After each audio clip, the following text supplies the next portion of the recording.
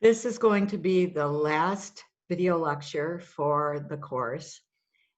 It is dealing with psychopathic personality, and there are several video links embedded into the lecture notes.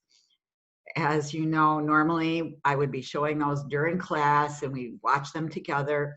There could be conversation about them, but under the current circumstances, we can't do that. So please, I really strongly encourage you as we go through to stop, take a look at the videos that I have taken time to find and post for you, because they are important, I think.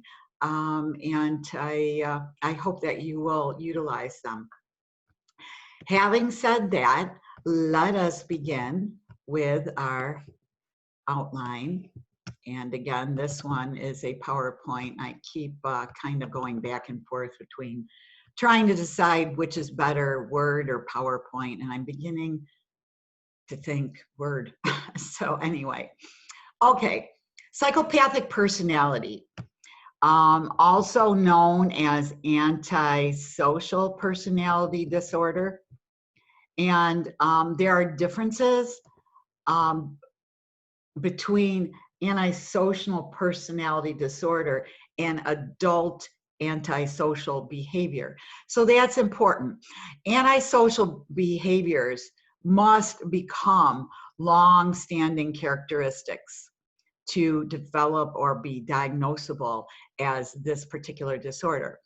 The more frequent and diverse childhood antisocial acts that occur, the more likely an individual is to have a lifelong pattern of antisocial behaviors that eventually put him into the point where he is diagnosed with antisocial personality disorder, totally.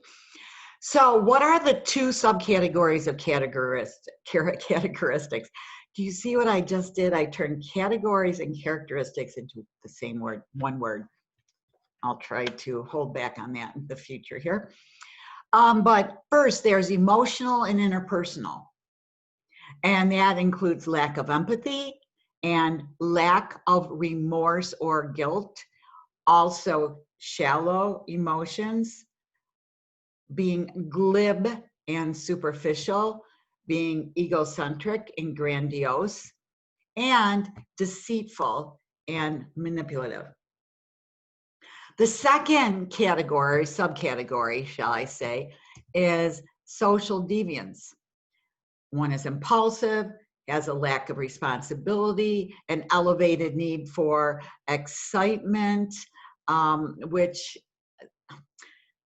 some of these I have a problem like really differentiating between the subcategories personally. And I will tell you why. Because to me, an elevated need for excitement falls into emotional aspects of life.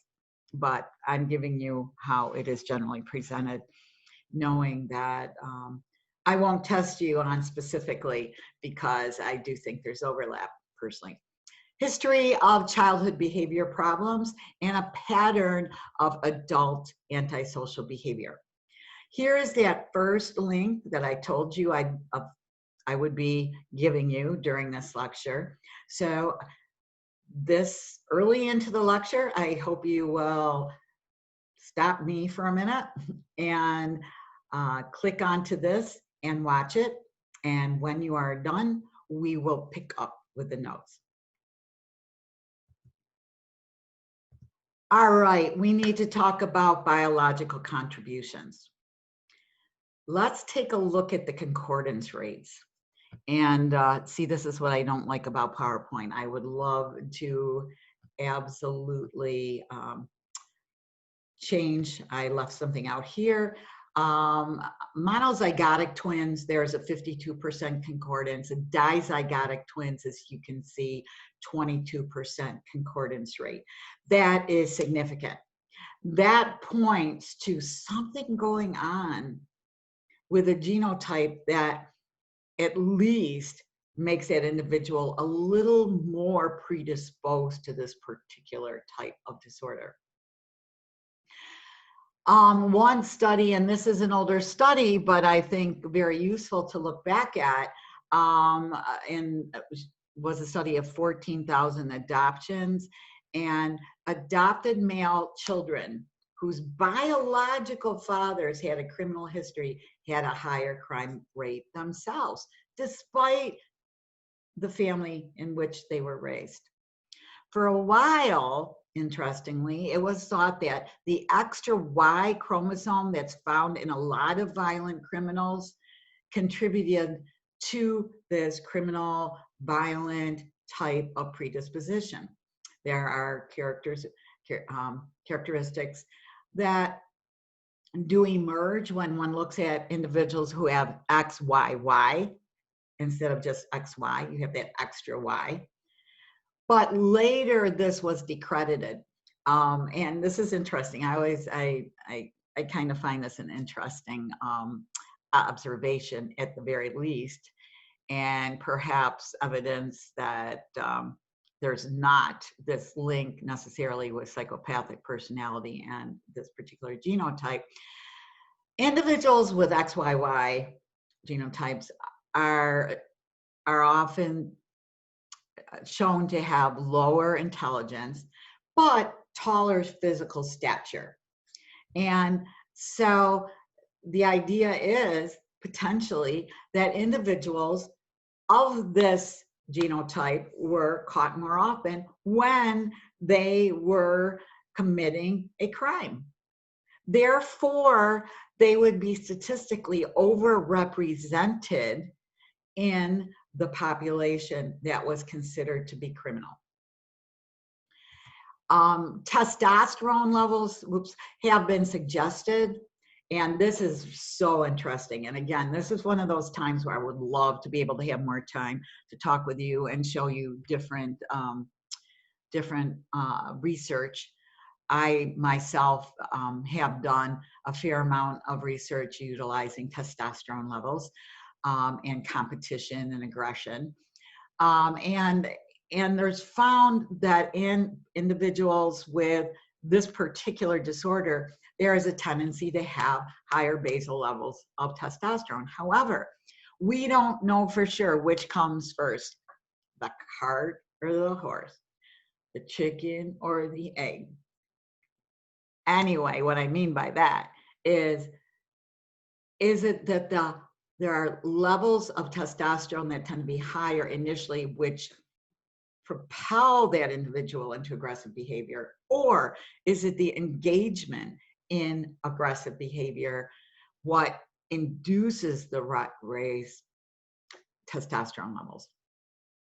Because that can happen too. Experience, involvement in competition and aggression can alter testosterone levels. So this remains a question.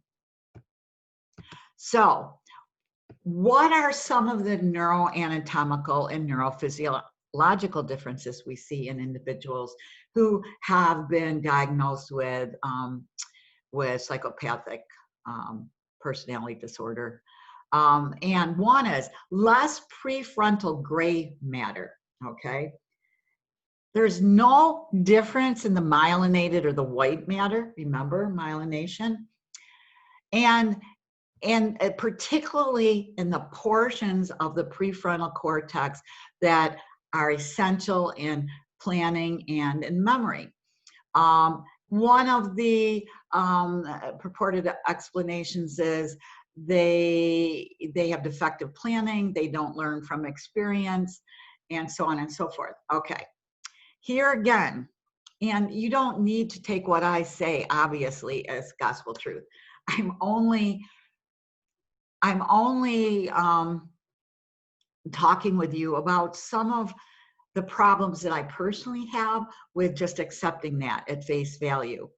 And this may be part of it, and it may be part of it with certain individuals. But when I look at a lot of the cases of these individuals, especially like the serial killers, they have excellent planning skills, and they tend to have great memory for certain things.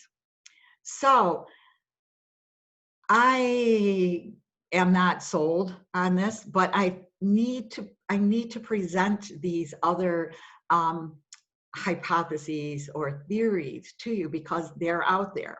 So interesting. I'd be very interested in knowing what your thoughts are.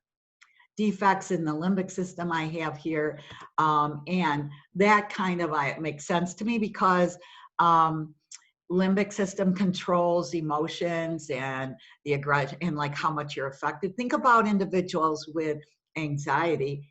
They have an overactive limbic system in some cases.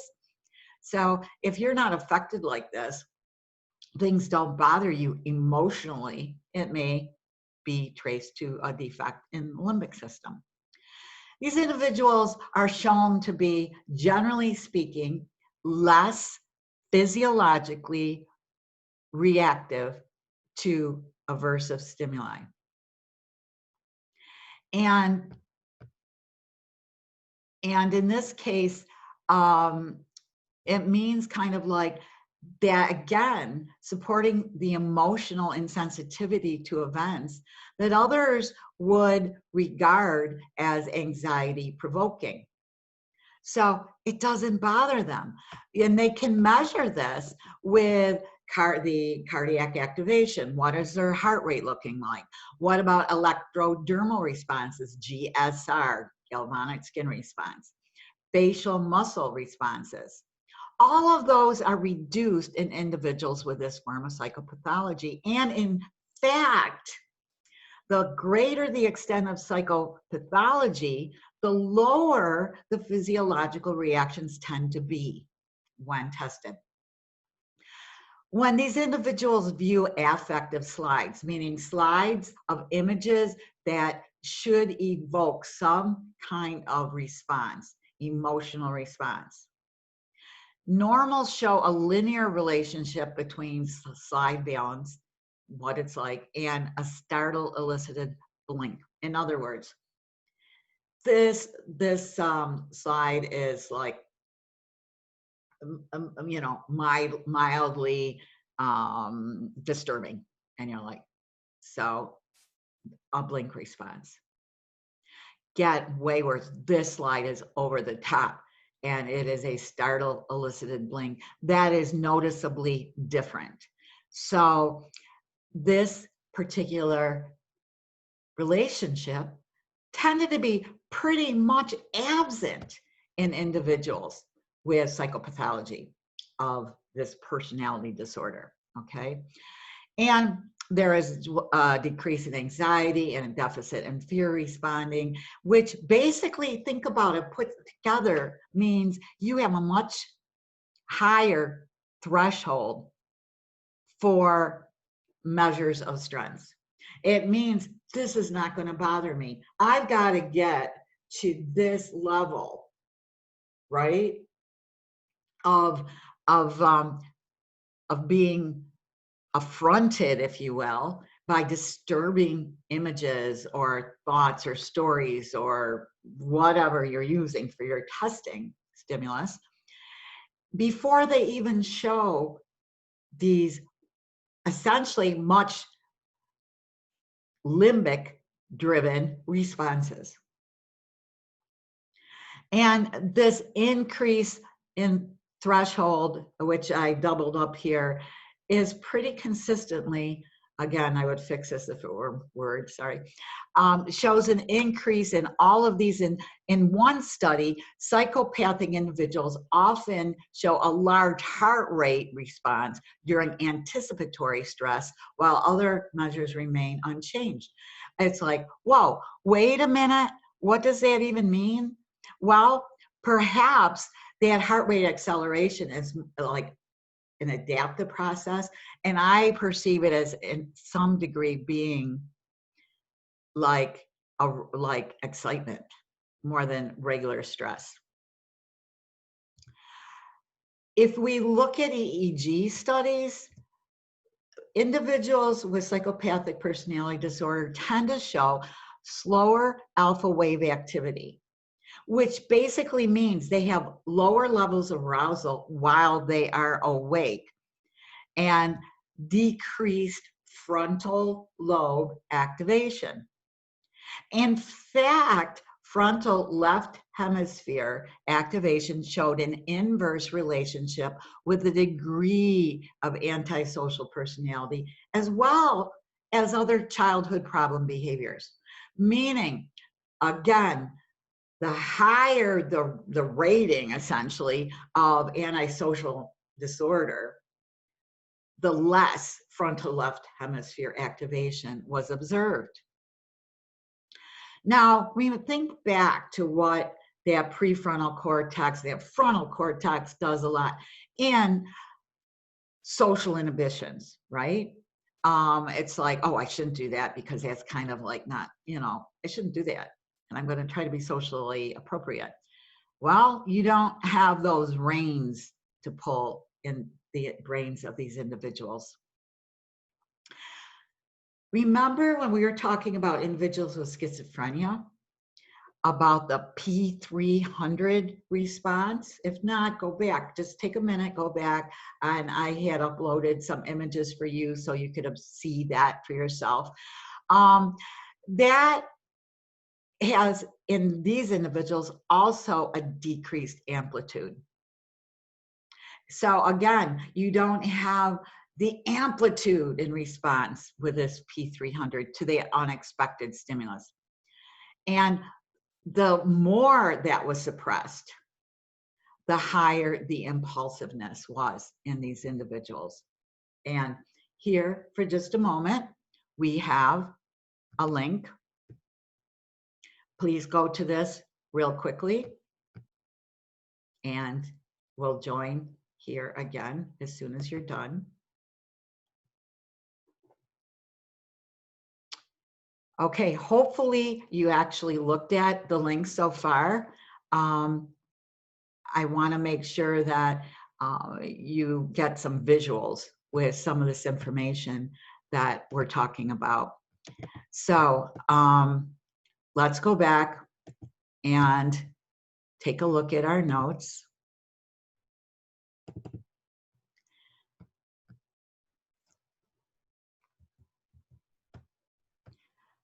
And sorry, I'm just trying really hard to do the best I can for you on this. Here are some real scans. I love looking at scans. I love it.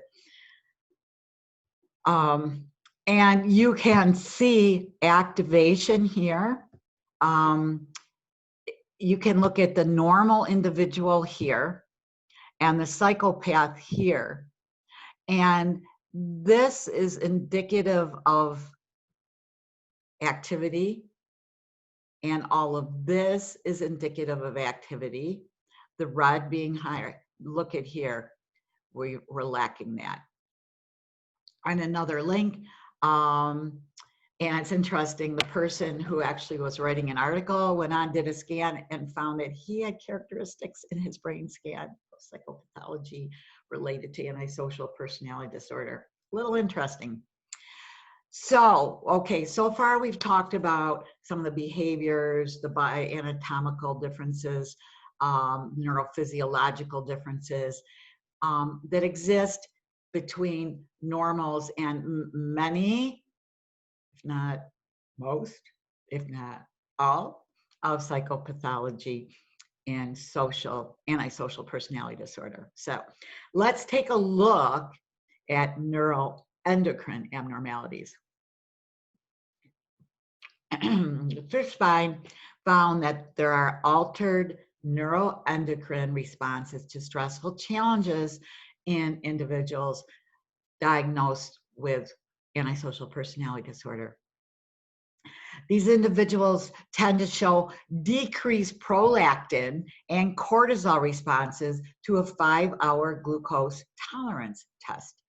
Now, just to kind of make sure everybody's on the same page with this, if you have a glucose tolerance test, that is supposed to put some stress on your system, and your system interprets that as, oh, gotta raise a stress response. We don't see this. The higher the psychopathology that was detected in the individual, the lower the responses of prolactin and cortisol actually were. Again, we're seeing this inverse linear relationship. That is pretty convincing. But we need to remember there may be differences in the degree and type of pathology and the responses, okay? There's always these differences, not only in subtypes, but in individual differences. Okay, so let's take a look at the neurotransmitter differences. And here we see the typical contradictory findings that we see so often in regard to serotonin. And here we have these contradictory findings in regard specifically to serotonin's influence on aggression. However, there is evidence that suggests there is a dysfunction of central nervous system serotonin and impulsive aggressive behaviors. By the way, I really pointed out CNS, central nervous system, serotonin, because serotonin exists in the periphery as well. In fact, around 70% of our serotonin is actually found in the gut. So lots of times we consider serotonin only in terms of the brain function. But so just a little aside for you.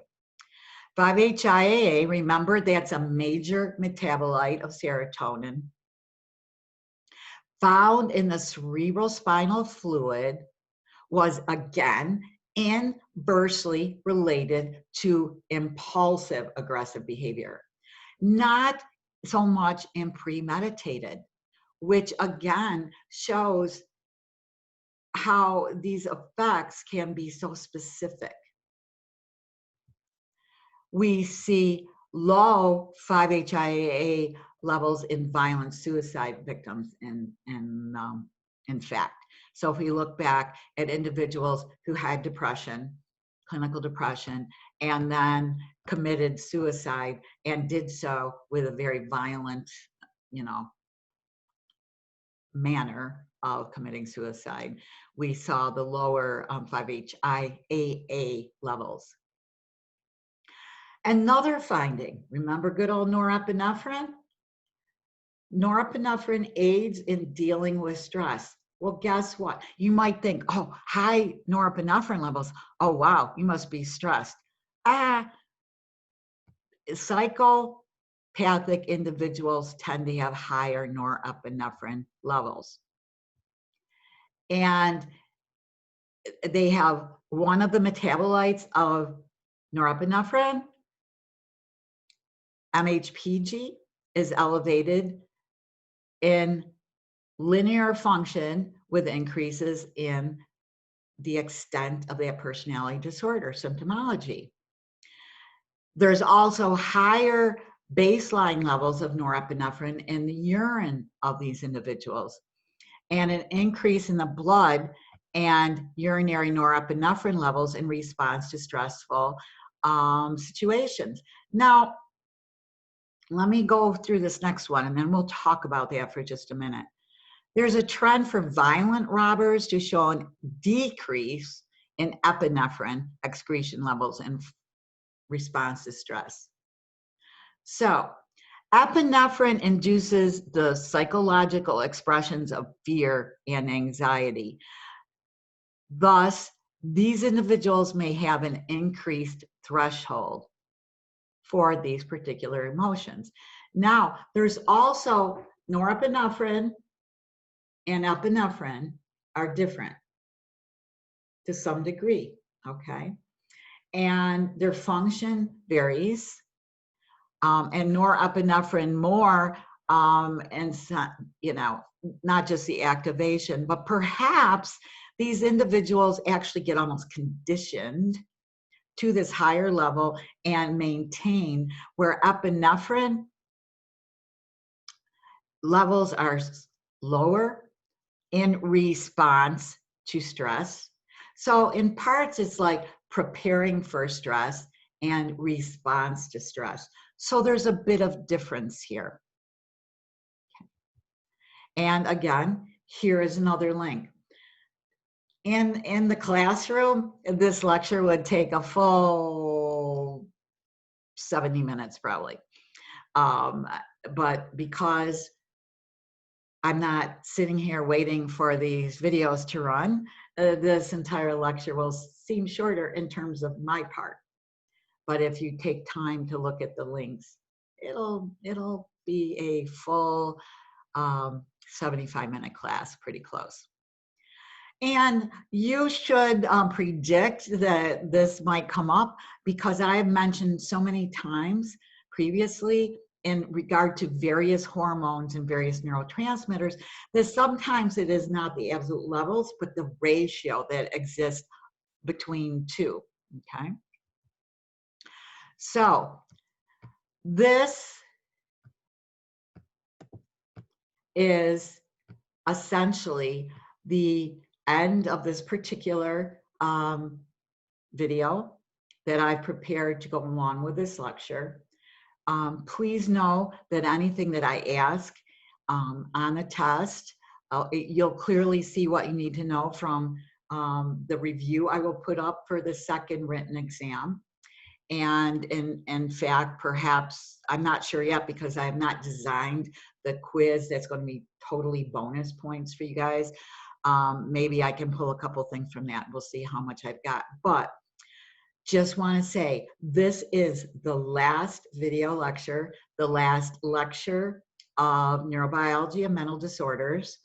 And hopefully it will give you a little insight, not just into the personality profiles of individuals with antisocial personality disorder, but also into underlying biological differences.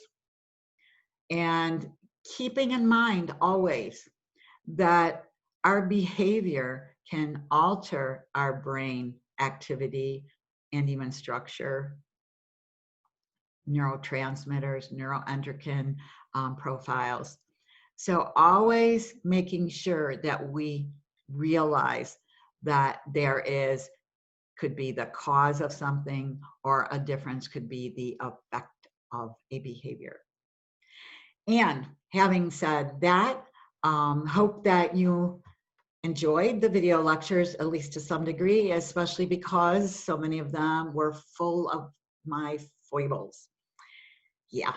Anyway, take care.